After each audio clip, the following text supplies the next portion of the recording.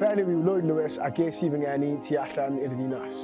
Mel Owen ydw I a cefais I fy fagu ar fferm yng nghyfan gwlad ger Aberystwyth. Fi yw Emily Pemberton a fi'n dod o Grangetown yn Caerdydd. Ges I profiad da yn tyfu lan. So'n siŵr os dod fi dweud bod fi'n lwcus, bod ges I ddim lot o achlysur o'n lle profiad sy'n hiliaeth, ond so'n siŵr os all pawb person di-fwyd o'n I ddweud yr un peth. Trwy'r amser pan o'n i'n tyfu lan, o'n i'n clywed yr un peth, dwi ti'n mynd edrych fel ffarmwr, a literally dwi dal yn cael ei nawr. A o'n i eisiau profi fy hunan gormod weithiau, felly o'n i'n mynd dros ben llestri I profi fy mod I o gefn gwlad Cymru, fy mod I'n ffarmwr. Fi yn credu ges I fy nhw'n bach yn wahanol wrth I tyfu fyny. Nid o reidrwydd yn Grangetown, ond falle pan byswn i'n gadael Grangetown. Es I ysgol iaith Gymraeg yn y ddinas, a 20 mlynedd yn ôl, pethau bach yn wahanol I sut mae fe heddiw, a fi'n credu dyna be mae lot o pobl yn anghofio.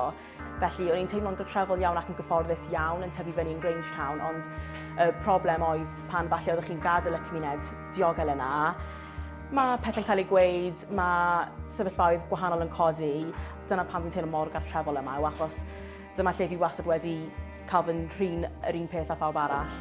Ti'n gallu teimlo bach yn unig, fi'n meddwl, ar adegau yn tyfu lan. Ti'n mewn amgylchedd lle does dim lot o pobl sy'n edrych fel ti. Fi yn meddwl mae lot mwy o bwysau ar Pobl Du I jyglo'r holl pethau gwahanol yma mewn ffordd sy'n cael ei weld yn dderbyniol, mewn ffordd sy'n cael ei weld yn PC, ti'n methu fod yn rhy hyderus, ti'n methu fod yn rhy cheeky, ti'n methu fod yn rhy dawr. A fi yn credu, pam ti'n edrych fel wyt ti mewn ystafell o pobl sy'n edrych yn llwyr wahanol I ti, mae llygad yn mynd I fod arno ti lot yn fwy. Yn tyfu lan, ti'n clywed lot o pobl yn fel ti'n cael trwy'r amser fel o le ti'n dod fath o beth. Neu, be ges I diwrnod blaen oedd, pwy yn dy deulu di sy'n fi? Bod yn fel lleiafrif ethnig, oherwydd ti'n gwahanol yn amlwg, mae pobl falle bach yn curious eisiau gwybod. I fi erioed di cymryd hwnna fel fatha microaggression neu unrhyw beth. Fi jyst yn meddwl am fel, maen nhw'n dangos interest falle, a falle maen nhw jyst yn amwybodus yn y ffordd maen nhw'n geirio fe. Mae pobl yn meddwl mae'n dod ar draws fel, maen nhw jyst yn curious o ran o lle mae teulu ti'n dod, ond pan maen nhw'n gweud I bod pwrpas be maen nhw'n gweud yw pam wyt ti'n ddi a pam wyt ti fan hyn. Weithiau dwi'n cael, o lle ti o? A dwi'n dweud, o Aberystwyth. Mae'n fel, o lle ti o? Ond eto, falle allu hwnna can fod e'n gwahanol. So bys ni wastad yn dweud, o fi'n dod o Cymru, a mae gyda fi tadlliau a nain gi sy'n dod o Jamaica, dyna lle chi'n gweld y lliw fath o beth. Mae fe'n brifo, achos dwi'n teimlo mwy Gymraeg na dwi'n teimlo unrhyw beth arall. Ie, fi wedi cael lot o weithiau yn tyfu lan, pobl yn sioct pryd fi'n siarad Cymraeg iddyn nhw. Fi'n gallu deall lle maen nhw'n dod o rili oherwydd lleiafrif I ni yng Nghymru, a mae lleiafrif o pobl yn De Cymru yn ymwedig yn siarad Cymraeg, felly fi'n deall yn falle bu sioc. Mae pobl yn ymateb I pobl Du sy'n siarad Cymraeg mewn ffordd rili doniol, lle maen nhw'n gweud pethau fel, o, mae Cymraeg ti mor dda.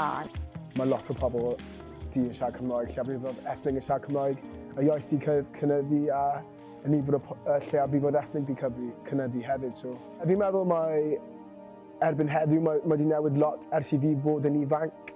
Fi'n meddwl mae pobl lot mwy inclusive nawr, enghraifft mae lot o pobl yn neud stwff fel fi a Dom, lleiafrif ethnig yn cael ei weld yn neud pethau a bod yn fel modelau rôl.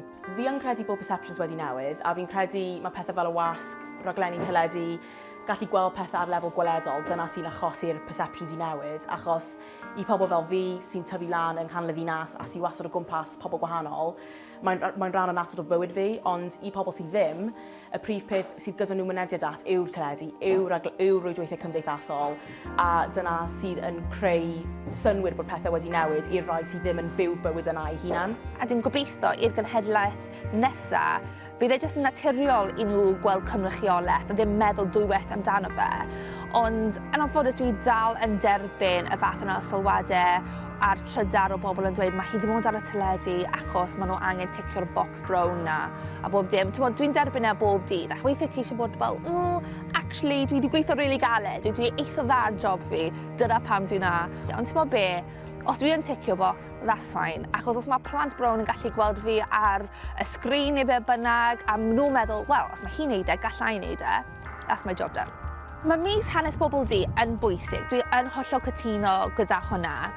Ond mi fyswn i'n dweud bod e mwy o les I bobl gwyn. Dwi'n gwybod hanes fi. Mae bobl eraill fi yn gwybod hanes ni. Dim ni sy'n angen yr addysg, felly paid dweithio ni amdano fe. Dylse fe ddim fod yn mis, dylse fe bod yn rhan o'r cwricwlwm beth bynnag a dim jyst i bobl di. Dylse crefyddau gwahanol cael ei dathlu trwy'r blwyddyn cyfan. Dylse fe adlewyrchu y cwmni ni'n byw mewn heddi yn lle fel dathlu fe am un mis neu beth bynnag.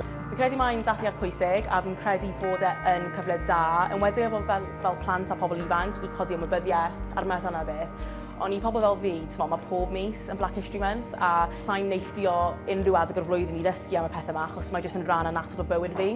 Felly mae gen i teimladau cymysg am Black History Month, ond fi yn credu os ydych chi'n person ifanc neu ydych chi'n plentyn, mae gallu gweld y pethau yma'n cael ei dathlu yn yr ysgolion a yn eich cymunedau chi, mae e yn cyfri a mae e yn bwysig.